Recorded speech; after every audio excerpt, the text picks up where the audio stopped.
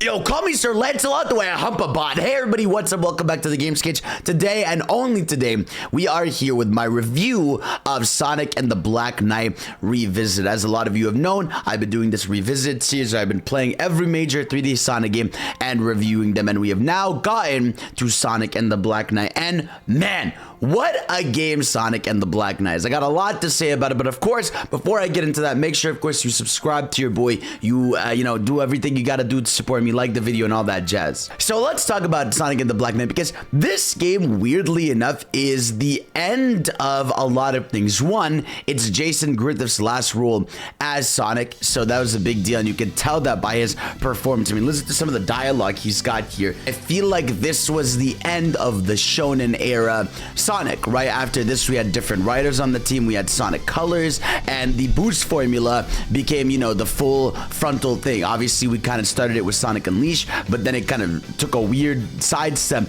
with this game. But then we, you know, it felt like the end of an era here with Sonic, right? It felt like they were going in a different direction with the franchise, for better or worse. I still think Colors is a banger game, and they've had some bangers since then, right? But this is the end when I felt of like really weird ideas for Sonic, because I feel like today getting something like Sonic and the Black Knight feels like an anomaly. The idea of ever getting another storybook game or just something weird and different spin-off mainline is not really possible. So this game is very special in a lot of ways, and man, let me tell you how it ages. It ages very well. So I actually played this on my PC with a controller, but I have played it with a Wii remote. I also went back to some levels playing it with the Wii remote just so I can get the feeling.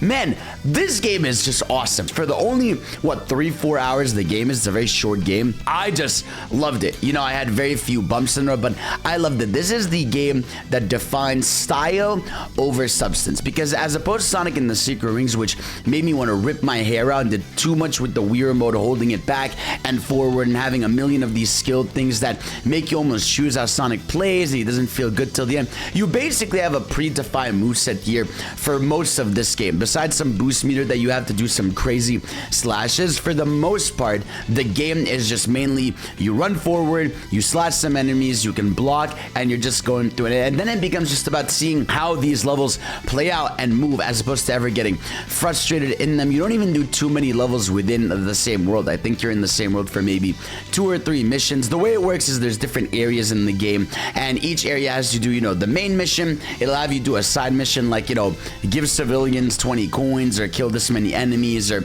yada yada yada, but it's never something that's too annoying or ever takes too many tries. And like I said, I think when it comes to this game, the style of it is so cool. I think Sonic with a sword is such an underrated concept that needs to be explored more, because god bro, the level of coolness you feel just slashing through the enemies, hearing Night of the Wind, the music in the game accompanying it so well, it just feels good. And the locations look really nice. I mean, you have these nice open fields to certain castles to inside of like these shining mines and these different really nice looking places, and I just thought location wise it was really good. And like I said, level design wise, it may not be the most intricate, right? It's not a game like it's weird going from something like Unleash, where, you know, you're starting to see different multiple paths branching and all this stuff, to going to this where you're like, okay, these are extremely linear levels, for better or worse, but they're fun in structure, you know what I mean? But here's where the level design also flaws, and I think this is less of the level design, more of the gameplay.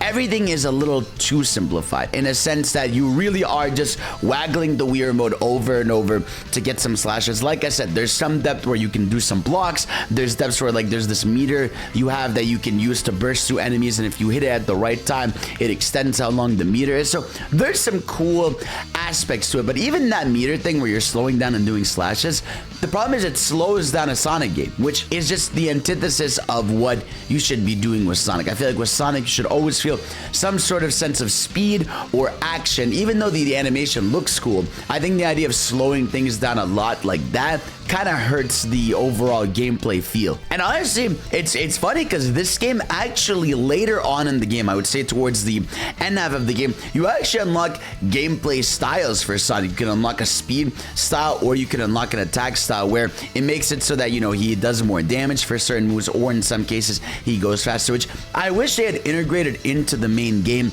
a little bit more, because it's so fun to play that having those different styles would be nice. And in fact, in the second half of the game, you actually unlock the ability to play as Shadow, Blaze, and Knuckles, but only for certain levels, which sucks because they're really cool. I mean, Knuckles has this basic glide that goes through the level. Like, you could literally just fly through the levels, but he has a different special. Blaze was the least fun to play because, like, when you jump with her, she just does this weird forward lunge that's not satisfying, but she looks cool. And I think Shadow is the best of the bunch of the other playable characters. He's fast. He's got this move called, I think it's like Chaos Destruction or something. It's different than Chaos Control, but obviously it's the same idea, and it's just raw. That's where it ties into the story of this game. So the idea of the Sonic and the Black Knight story is it's an isekai. Sonic gets transported to another world, and dude, you are getting some of the best Sonic dialogue in the series up to this day. I mean, the character just becomes full shonen here, you know, with the way he displays his chivalry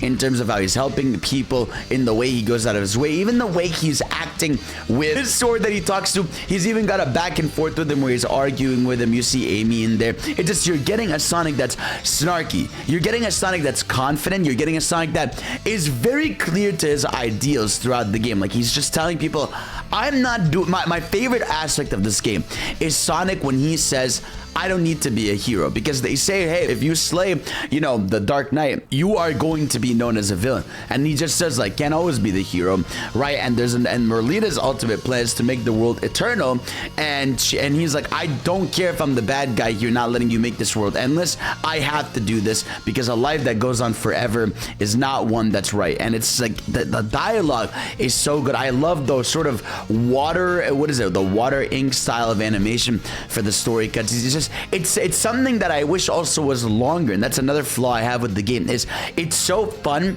even in style wise that I wish it had more to it. Now, there's technically ways to add to your replay value, right? There's more levels you can go back to. There's a system in the game where you can save civilians and get your followers up. There's even these items you can collect, but I don't know, I wish the game had given you more mainline stuff to do because it's so good. I would have loved maybe 2 acts within a world instead of like 1 act and then it goes right away into side mission style. I would have loved more exploration of these kingdoms in this world, because like I said, it's so cool that it ending after 3 hours, I was like, oh, well, that was fast. But those 3 hours just felt raw. And like I said, there was only once or twice really where I ever got frustrated. In fact, it was times where I wasn't playing as Sonic, and so it wasn't always the best. But man, it was just, the game's just so fun. And I understand it's very repetitive, right? At the end of the day, you're mashing slash over and over and over again. Whether you're on a controller, whether you're on a Wii remote, it's just the slashing motion over and over. But when you get into the style of it, the hype of it, the story of it, like I said, you are getting peak anime Sonic, and it feels so good, bro. It just feels so dope, and I really want them to make more of these, especially, God, the ending of this game is so raw. You all have seen the animation, the transformation, but just having this gold armor on Sonic and having the final boss battle, the craziest vocal theme, just, it was so cool. It felt like peak Sonic style, and I think the supersonic fights in Frontiers are also peak Sonic. I've never seen anything like that. But just overall story-wise, I want Sonic to be back at this point, right, where he's just confident, he knows what he's got to do. It's, I need to take care of this, I gotta save my homies, I gotta protect what I gotta do, and I'm living by my ideals. I just love so much about it, man. And like I said, game can be repetitive, but it's fun. But it's about the journey. I feel like this game is about the journey, not the destination. And it felt like such a different change of pace after spending so much time with Unleashed and spending hours something through Sonic and the Secret Rings. I always said Sonic and the Secret Rings feels like a 2-hour game that's stretched by 7-8 hours because it tries to kill you. Like, the game is actively hurting you when you play it frustrates you. Whereas here, you know, they dipped on the idea of being frustrated. You just move forward, you do some slashes, you get through it. Could it be more satisfying? Yeah, but is it fire? Is it stylish? Absolutely. So that's really it. I absolutely loved Sonic and the Black Knight, and I really do hope one day they re-explore these storybook ideas. I mean, I would love something in Greek mythology.